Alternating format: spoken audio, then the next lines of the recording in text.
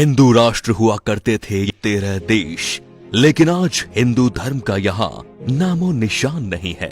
इसीलिए लोगों को जागरूक करने के लिए इस वीडियो को पूरा देखें और शेयर जरूर करें। नंबर 13, अफगानिस्तान। गांधार और कंबोध प्राचीन काल के राज्य थे जहाँ हिंदू राजा राज्य करते थे। उसके बाद यहाँ पारसी और बौद्ध धर्म के राजाओं ने शासन किया, लेकिन बाद में इन जमीनों को मिलाकर अफगानिस्तान बना। इस देश ने अपना राष्ट्र धर्म इस्लाम बना लिया और अफगानिस्तान में आज तक लोग कभी खुश नहीं रह पाए हैं। नंबर 12 है पाकिस्तान। साल 1947 में पहले भारत का ही हिस्सा था और सिंध के नाम से जाना जाता था, लेकिन बाद में ये अलग देश बना जिसमें पंजाब, मुल्तान, पेशावर, बलूचिस्तान आदि भाग मिले। पाकिस्तान ने अपने देश का धर्म इस्लाम रखा। आज भारत का सबसे बड़ा दुश्मन यही है और आतंक की फैक्ट्री चलाता है। नंबर 11 है बांग्लादेश। साल 1947 में भारत के विभाजन के बाद बंगाल से कटकर पूर्वी पाकिस्तान बना। 1949 में आवामी लीग की स्थापना हुई। इसका उद्देश्य पूर्वी पाकिस्तान को संयुक्ता दिलाना था। 1971 शेख मुजीब और अवामी लीग ने 26 मार्च को स्वतंत्रता की घोषणा कर दी और नए देश का नाम रखा बांग्लादेश। नंबर 10, नेपाल। आज नेपाल एक स्वतंत्र राष्ट्र है। कुछ साल पहले यहाँ हिंदू राष्ट्र हुआ करता था, लेकिन ये भी एक सेक्युलर राष्ट्र घोषित हो गया। प्राचीन भारतवर्ष में नेपाल भारत का ही अखंड भाग था, जिसे देवघर कहा जाता था। इसी देश में भगवान श्री राम की पत्नी सीता, जिनका जन्म स्थल मिथिला में स्थित है। नंबर 9, भूटान। प्राकृतिक सुंदरता से भरपूर भूटान भी कभी भारतीय महाजनपदों के अंतर्गत एक जनपद था और अखंड भारतवर्ष का हिस्सा था। भूटान संस्कृत के शब्द भूटान से बना शब्द है। नंबर 8, तिब्बत। तिब्बत को ट्राइविस्टम कहा जाता था, जहां ऋषिका और तुषाराम नामक राज्य थे। आज चीन द्वारा कब्जा किया हुआ ये देश भी भारतवर्ष का अभिन्न अंग था।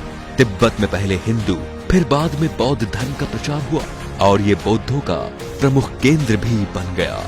Number 7, Myanmar. म्यांमार को प्राचीन भारतवर्ष में ब्रह्मदेव के नाम से जाना जाता था।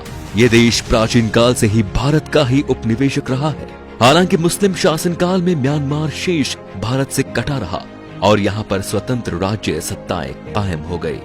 नंबर 6, श्रीलंका।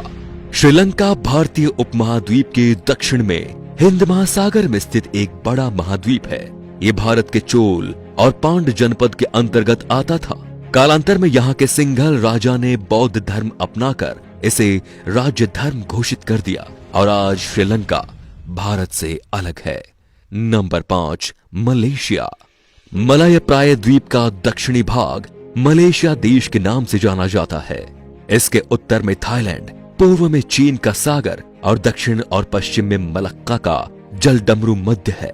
उत्तर मलेशिया के बूजांग घाटी तथा मरबाक के समुद्र किनारे के पास पुराने समय के अनेक हिंदू तथा बौद्ध मंदिर आज भी है। मलेशिया अंग्रेजों के गुलामी से 1957 में मुक्त हुआ। वहां पहाड़ी पर बटुकेश्वर का मंदिर है, जिसे बातू गुफा मंदिर कहते हैं। पहाड़ी पर कुछ प्राचीन गुफाएं भी हैं। आपको बता दें कि मलेशिया फिलहाल एक मुस्लिम राष्ट्र है। Number 4, Singapore. प्राचीन काल में भारत के इस हिस्से का नाम सिंहपुर था, जो आज सिंगापुर हो गया है। बाद में 9 अगस्त 1965 को अंग्रेजों ने सिंगापुर को स्वतंत्र और एक गणतंत्र देश बना दिया। Number 3, Thailand. हमें भले ही घूमने के लिए कहीं जाना हो तो थाईलैंड का नाम दिमाग में आता है, लेकिन ये बहुत ही कम लोग जानते हैं कि थाईलैंड का प्राचीन भारतीय नाम श्याम देश है। प्राचीन काल में यहाँ हिंदू और बौद्ध धर्म और संस्कृति का एक साथ प्रचलन था, लेकिन अब ये एक बौद्ध राष्ट्र है। खैरात के दक्षिण पूर्व में कंबोडिया की सीमा के पास, उत्तर में लगभग 40 किलोमीटर की दूरी पर यूरीराम प्रांत में प्रशांत फनाम रंग नामक सुंदर मंदिर है। Number 2, Cambodia. पौराणिक काल का कंबोज देश, कल का कंपूचिया और आज का कंबोडिया पहले हिंदू रहा और फिर बौद्ध हो गया।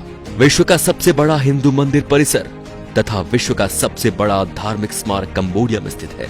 यह कंबोडिया के अंकोर में है, जिसका पुराना नाम यशोधरपुर है। Number 1, Vietnam. प्राचीन भारतवर्ष में वियतनाम को चंपा कहकर पुकारा जाता था। चंपा के लोग चांप कहलाते थे।